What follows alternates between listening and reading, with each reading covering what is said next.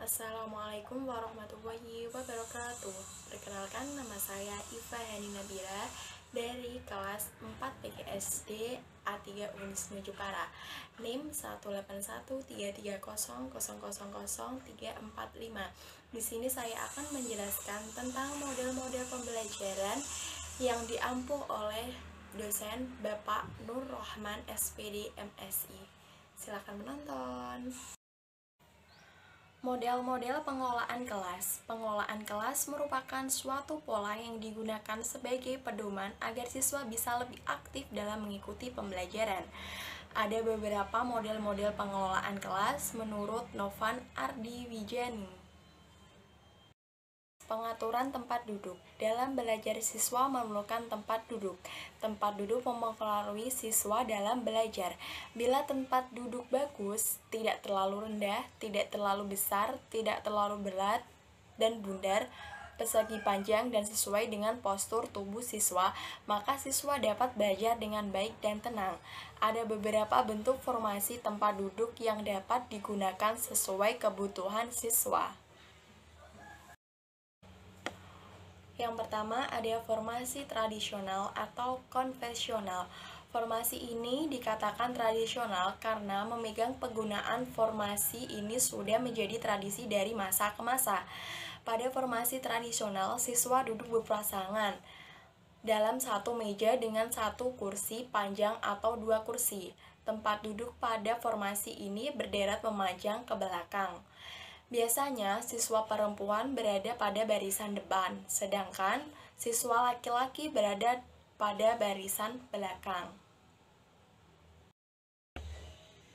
Yang kedua, ada formasi auditorium. Formasi ini, posisi tempat duduk siswa berderet memanjang ke samping, bukan ke belakang, seperti pada formasi tradisional. Formasi auditorium ini memungkinkan semua siswa untuk mudah melihat pergerakan guru. Hal ini menjadikan guru menjadi orang yang menjadi pusat perhatian siswa. Dalam formasi ini, guru juga dapat melihat ataupun mengamati siswa secara menyeluruh saat kegiatan belajar mengajar. Yang ketiga, ada formasi chevron.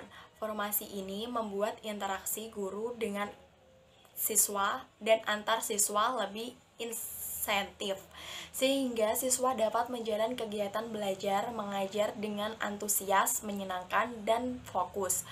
Formasi ini cocok digunakan oleh guru yang hendak menyampaikan materi seperti diskusi, tanya jawab, dan kelompok. Yang keempat, ada formasi kelas bentuk U. Formasi kelas bentuk U sangat tepat digunakan kegiatan belajar yang dilakukan dengan diskusi, presentasi, dan kerja tim. Pada formasi ini, guru dapat memindahkan siswa yang di deretan bangku kanan ke deretan bangku kiri, dan sebaliknya, tergantung kreativitas guru dalam menempatkan siswa tersebut. Yang keempat, ada formasi meja pertemuan. Formasi meja pertemuan ini umumnya diselenggarakan di tempat-tempat pertemuan dan seminar.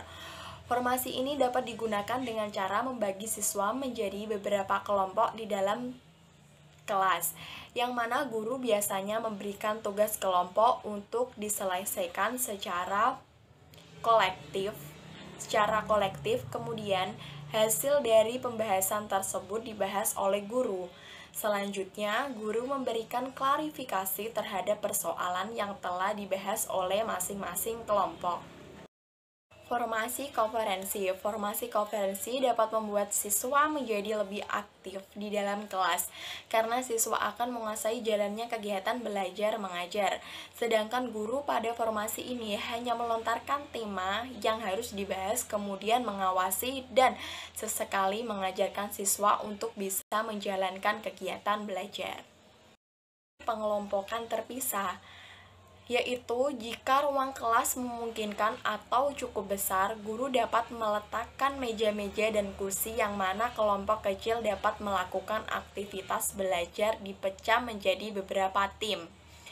Guru dapat menempatkan susunan pecahan-pecahan kelompok tersebut secara berjauhan, sehingga kelompok yang satu tidak mengganggu kelompok yang lain. Nomor 8 ada formasi tempat kerja.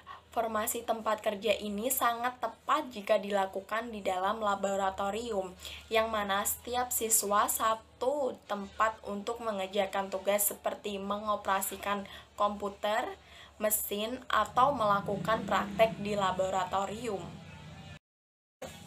Yang kesembilan ada formasi kelompok untuk kelompok. Formasi kelompok untuk kelompok ini merupakan formasi yang mana terdapat beberapa kelompok yang duduk dalam satu meja persegi berukuran besar. Bisa juga dengan membuat beberapa menjadi meja dijadikan satu membentuk meja besar, sehingga setiap kelompok duduk saling berhadapan. Yang nomor 10 ada formasi lingkaran. Formasi lingkaran ini merupakan pengaturan tempat duduk yang disusun melingkar tanpa menggunakan meja dan kursi. Formasi lingkaran ini biasanya digunakan untuk melakukan kegiatan belajar mengajar dalam satu kelompok, yang mana guru sebagai seorang manajer kelas memiliki peran untuk membimbing dan mengarahkan jalannya kegiatan belajar mengajar tersebut. Yang terakhir ada formasi peripheral. Seorang guru menginginkan siswanya memiliki tempat untuk menulis. Guru menggunakan formasi tempat duduk peripheral, yaitu menjadi tempat di belakang siswa. Guru dapat menyuruh siswa memutar kursinya secara melingkar saat guru menginginkan diskusi kelompok. Nomor 2 ada gaya penataan. Yang pertama ada gaya auditorium, yang kedua ada gaya tatap muka, yang ketiga ada gaya offset, yang keempat ada gaya seminar, yang kelima ada gaya cluster. Yang ketiga ada manajemen kelas. Ada beberapa manajemen kelas yang dikemukakan oleh John Avivi. Yang pertama, manajemen kelas spatial learning, yaitu penataan ruang belajar. Yang kedua ada manajemen kelas determination of regulation in the room, yaitu penataan peraturan di dalam ruangan. Yang ketiga ada manajemen kelas beginning of effective teaching, yaitu permulaan pengajaran yang efektif. Yang keempat ada manajemen kelas implementation of effective learning, yaitu pelaksanaan pembelajaran yang efektif. Yang terakhir ada manajemen kelas study group, yaitu kelompok belajar.